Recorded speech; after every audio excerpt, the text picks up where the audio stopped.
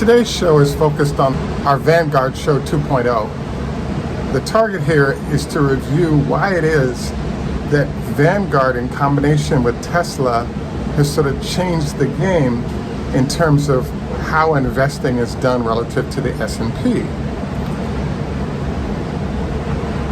This is Greg for Teslafaninsight. Thanks once again for joining us. If this is your first time, welcome. If you're a repeat visitor, welcome back. We also want to thank our Patreon supporters. We do daily shows designed to assist you in your investing and trading, and I think you'll find it helpful if you join. We also wanted to thank those of you who are subscribers, and also note that this is a copyrighted broadcast. We're in a place called Daytona Beach, Florida. We're trying to pick up some of the sound of the ocean as well as the waves behind us because it's a part of our show that we routinely do as well. So, just a pre-note, we have construction going on next door, so so I'm trying to sneak a show in between before they actually go heavy on the drilling, so you can't hear me. Anyway, what I wanted to focus on today is the fact that there's kind of a history of investing that's gone on. So in essence, people were investing in stocks themselves, maybe creating their own de facto mutual funds by owning multiple stocks, and there were issues with that. So the next step of what people decided to do was to start investing in mutual funds. So Fidelity Magellan was the largest for a long time because they had great returns, and people didn't have to do much. They just had to select Fidelity, Magellan, great numbers, everything was terrific. What then started happening is a large number of people started saying, now wait a second, I really love my returns from my investment portfolios and I'm happy about that, but there was a little bit of a problem that popped up, which is all of a sudden you had a situation where the fees for the large mutual fund investing became kind of large to the point where they're taking up 20, 25, 30% of what people had made. So a lot of folks started saying, well, wait a second, what can be done about these fees while at the same time getting a good return? So hence here's where we get John Bogle and the folks of Vanguard coming in. And so basically you could call the S&P 500 a giant mutual fund because there are some core ideas to how mutual funds work. Number one, by having a fund that has a large number of stocks in it, if one stock goes bankrupt, it's not a big deal because you've got all the other companies. And with the S&P 500 in particular, those are the 500 largest companies in the United States, so therefore you have a good chance that those companies are going to do well. A few of them will go out bankrupt once in a while, but not a big deal. You also have what's called dynamism. It's one thing to create a fund where the shares and the weightings never change, in which case you have the potential that if there's a business, let's say Xerox, for example, or Kodak, where the whole business model changes on them, they now go out of business, and it would wipe out your mutual fund if you had a huge portion of your investments in that fund per se.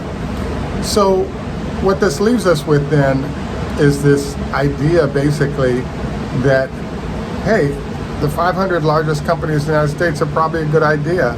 Cycling companies in and out based on how they're doing and how they're market weighted, also a good idea. So the next question that pops up is, for investors is, hey, how can we optimize the best of what mutual funds has to offer, but minimize the worst, in particular, the cost? So this is where Vanguard and John Bogle come in.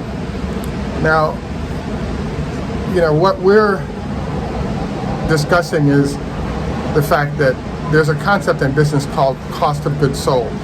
So John Bogle and company decided that they were going to concentrate their efforts to one, eliminate the costs of very high-priced money managers, which is what's called an active management entity, and instead replace them with just computers. So the only goal that Vanguard has is to maintain fairly strict compliance to the rules or parameters that the S&P has in place. After completing that effort, their next goal then is, how can we do it as low cost as possible? And this is why his logic and implementation has made them the largest S&P fund in the world. They sort of came up with this and they implemented it, and a lot of people are saying, well, wait a second, hey, I could get a great return on something from Fidelity where I have active management there, but the problem is if I lose 20% of the gain that I would get on them investing well, why bother? You know, there's risks associated with it, number one, and number two, the high cost, if you will, makes it no longer competitive. So what we recently had happen is that Tesla sort of introduced a very interesting sort of challenge to this whole party. The general idea is that everything has been fine with the S&P for the last 100 years, but Tesla kind of screwed things up. The screw up is the fact that, wait a second, Tesla's market cap jump in 2 weeks was one of the largest jumps in the history, or the largest market cap increase in a short period in the history of the stock market. So what this did, and why we're saying it created a competitive advantage to sort of wipe out competitors, is that you have a situation now where the Bogle Vanguard strategy that was developed turns out that it covers this issue pretty well. If you have portfolios that are somewhat automatically being upgraded, you now have an interesting problem. If you just have your computers auto align with what the S&P's needs are, this ends up being a great deal, because you don't have to worry about whether or not you're staying S&P compliant as an investor with these auto funds. Now, there's something called active management. Now, active management means that instead of just saying, let the computers do it, people are saying, hey, we can do what the computers are doing, but we can also leverage our knowledge of investing in order to get you better returns. And so in general, the active managers have been seeing the ability to deliver 1, 2, 3% extra per year for investors because they're active managers. They are charging a fee, but the fee doesn't do the wipeout plan that we're doing with regular mutual funds.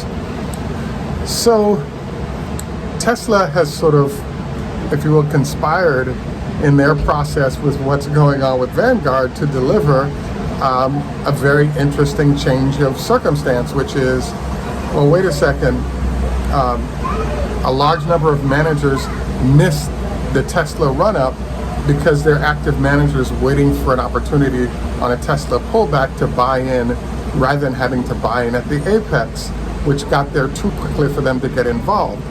So now you have this interesting thing going on where Tesla has introduced the possibility that the market cap increases for certain companies can be so rapid that it leaves the active managers flat-footed. So those active managers are saying, invest with us, guiding your S&P portfolio, but they're running into a nightmare, which is things are moving faster and the computers can handle that speed, and all of a sudden you potentially face the possibility that active managers are delivering lower returns than Vanguard and Bogle, etc. I say Vanguard and Bogle because they were one of the leaders of this idea. A lot of other firms have signed on to do the same thing. But what Tesla introduces is the possibility that you're paying an active manager more money, but you get lower returns. So I argue that this is a burying of the competition, because all of a sudden you have the potential, the fact that people are paying more to get active management, and active management can't keep up with artificial intelligence and computers. So now you have, if you will, a kind of a crazy situation where what'll start happening is investors will start saying, why should I bother with active managers? Why not just go with Bogle and the low costs and the good returns and the ability to respond to the new marketplace? And the active managers will sort of dissipate or disappear more because they can't deliver the returns that the computers are, even though they have other capabilities that should enable them to deliver better returns for investors. So you get my drift right now. Even though John Bogle has passed, the core logic of what he did with that mutual fund is still solid, and now we're seeing new iterations of why it's still solid, and therefore it'll be interesting to see, hey, how's the marketplace going to respond to this change of events? Because S&P is the largest investment zone, if you will, what I think you're going to see happen is that a lot of funds are going to have to modify what they do to reflect the damage that Tesla has done in order not to lose all their investors because they're delivering lower returns. So as you can hear, there's a vet down here that just fired up and is sounding off very loudly. So I wanted to make this a 2.0 because we really didn't get down into the weeds and figure out why was it and why is it that Tesla's movement has suddenly, if you will, changed the game when it comes to the, investing in the S&P. Now, as you know, Tesla stock price pulled back after Elon's comments, and then we're starting to see the rise again. I think this has given an opportunity for a lot of managers who missed out on the Tesla run initially to get back in before it starts running again. But as we shared with you before, we're introducing the idea of a squeeze. So given that the stock has fallen back, what's going to happen? Are those managers going to get in now? Are they going to try to wait for it to even go lower? There's some question marks that are out there, but all that's being jeopardized at this point is what are you guys doing, and is there a chance that sort of the strategic process that you have going puts you at a competitive disadvantage to the folks at Vanguard / John Bogle and how they do sort of their investment process? I would say the answer to it is that those firms have a lot of money at stake to not sort of find a solution to this, and unless they both find a solution and start marketing that solution as to why their fund beats others, you could have a lot of clients just decide, hey, Vanguard does a good job.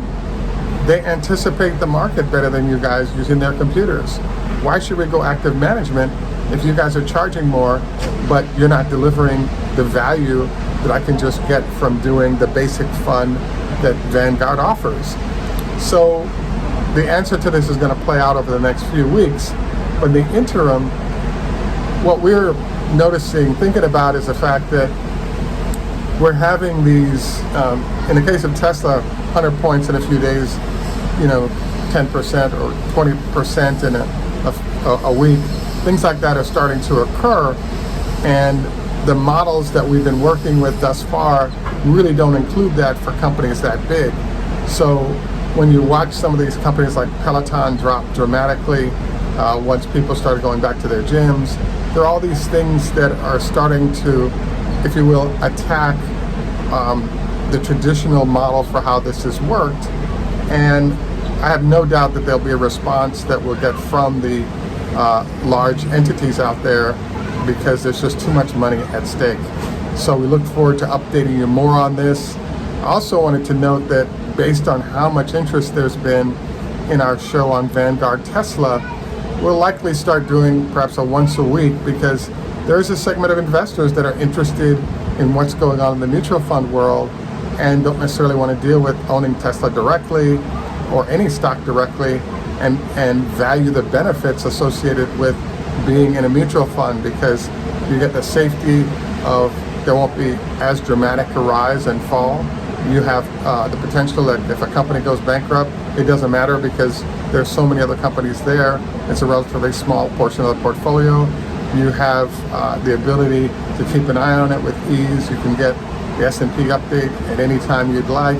So there's a lot of benefits that go with mutual fund. And if you're in your retirement years, etc., and you're thinking about how do I do capital preservation rather than trying to do rocket with great earnings, it's a really good fit to go the route of these mutual funds / the John Bogle Vanguards of the world.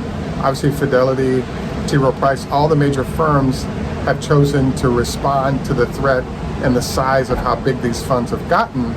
And I think based on that, that's where we are currently. So again, we look forward to your comments on this. Don't forget we have a few shares of SpaceX if there's interest. We also wanted to note that we'd like to have you subscribe if you enjoy our show. Usually we kind of finish our show and we'll put some beach sounds, etc. at the end, and I'll stop talking so you can appreciate what we have here. There's a little kid downstairs in this hotel, but it's a Best Western in Daytona Beach, Florida. Was just here for one night, and so I wanted to thank you for taking time to join us, and we look forward to getting a once a week look at the whole mutual fund world in this fashion. Any rate, wow, we now have the saws going next door. Any rate, I want to thank you again for joining us. This is Greg for Teslafaninsight. Tschüss, German. Au revoir, French. Lehitro, Hebrew, Choda Hafiz, Farsi, Strategy, Russian, Ni Hao Ma. And finally, our health tip of the day.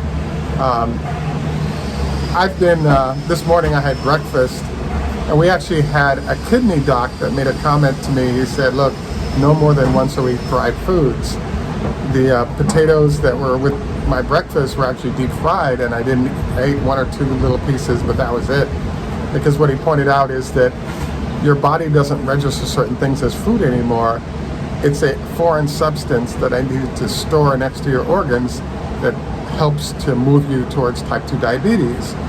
So no more than once a week fried foods was his recommendation. Obviously, he's the doc, so I'm going to stick with that recommendation here. And look forward to your looking down below for more health tips that are part of our show. At any rate, this is Greg for Teslafaninsight.